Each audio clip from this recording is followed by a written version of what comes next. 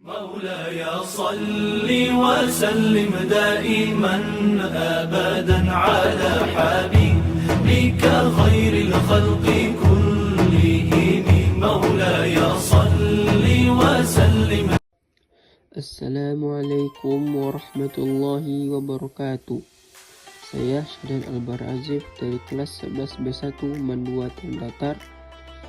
Pada kesempatan kali ini saya akan menyampaikan sedikit materi mengenai nikmat Allah dan cara mensyukurinya. Pada kali ini saya hanya berfokus pada satu surat dalam Al-Quran, yaitu Quran Surat Al-Ankabut ayat 17. Bunyi dari Quran Surat Al-Ankabut ayat 17 sebagai berikut.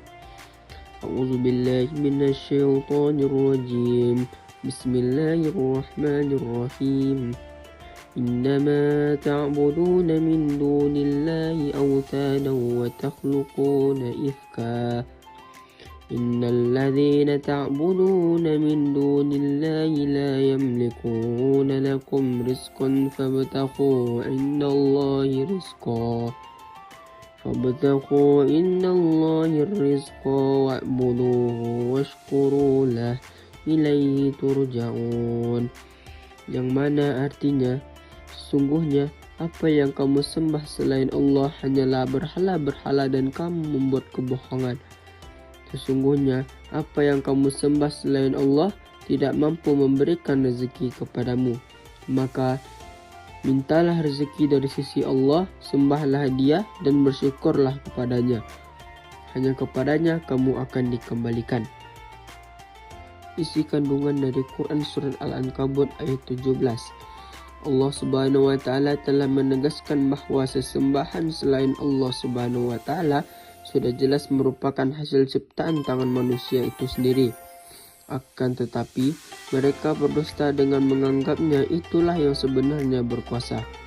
Kemudian ciptaan mereka yang berbentuk patung dan berhala tersebut berdasarkan kepercayaan mereka mampu memberi manfaat atau keuntungan kepada mereka.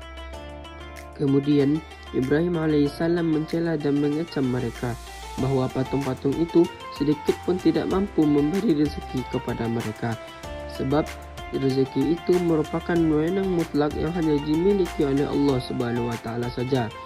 Oleh karena itu, dianjurkan kepada mereka agar memohon rezeki dan mata pencarian atau penghasilan itu hanya kepada Allah Subhanahu wa Ta'ala, serta mensyukuri jika diminta itu telah diperkenakannya. Allah Subhanahu wa Ta'ala sajalah yang mendatangkan rezeki bagi manusia serta memberi nikmat para hambanya. Hanya kepadanya lah insan akan dikembalikan, di mana insan dianjurkan untuk mencari keriduannya dengan jalan mendekatkan diri kepadanya. Ayat ini ditutup dengan lafal kepadanya lah kau dikembalikan. Artinya, bersiap-siaplah kamu menemui Allah Subhanahu wa Ta'ala dengan beribadah dan bersyukur.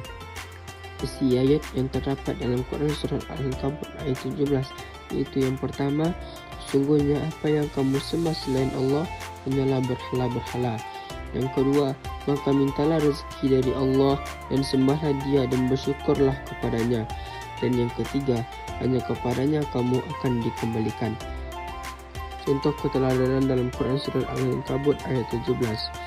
Yang pertama, menjauhi kesyirikan dan penyembahan selain Allah dan meminta rezeki kepadanya.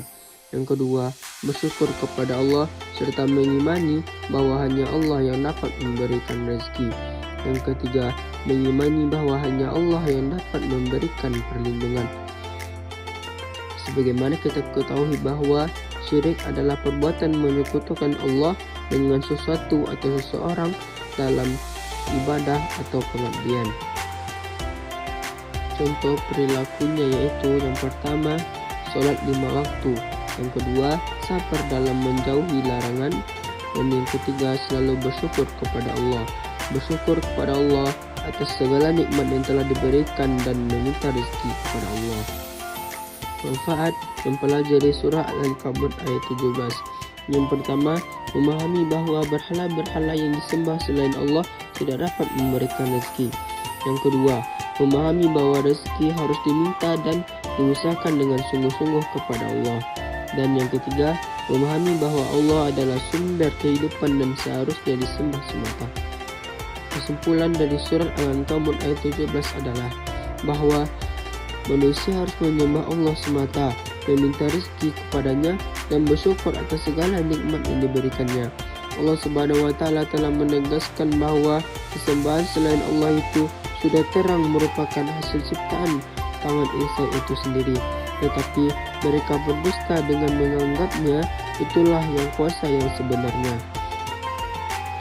Akhir kata, marilah kita tingkatkan ketakwaan dalam setiap aspek kehidupan kita dan memohon kepada Allah untuk memberikan kita kekuatan dalam menghadapi setiap ujian.